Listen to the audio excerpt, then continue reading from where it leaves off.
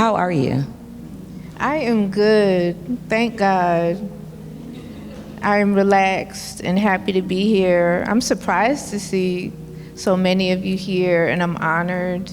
And I want you to know how grateful I am for everybody who traveled, or just even if you walked around the corner. Like, thank you, thank you.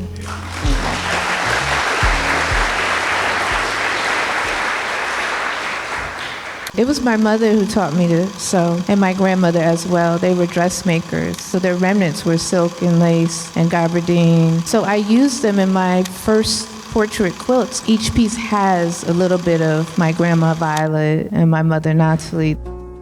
Let's talk about this exhibition.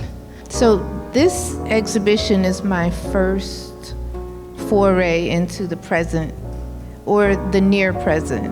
I became aware that history was now, is now, from George Floyd's awful murder and Breonna Taylor's murder.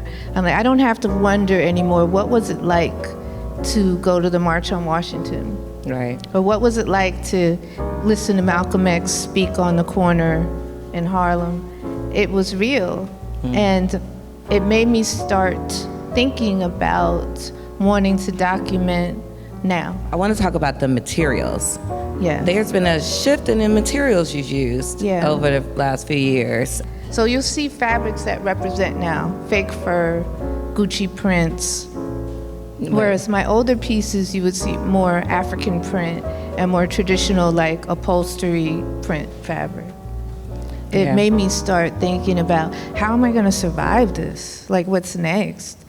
And you start to feel very pessimistic, but then I remember our ancestors, and I think about Harriet Tubman or Frederick Douglass, or even living civil rights leaders like Angela Davis, but it just reminds me that there were worse times. Right.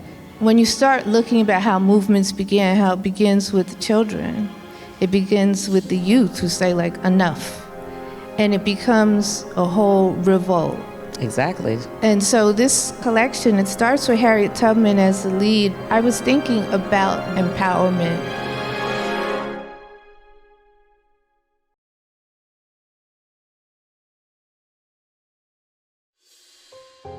You have a lot of power inside of you to change things and to change your reality. And I want to celebrate that, and I wanted to focus on people who know that.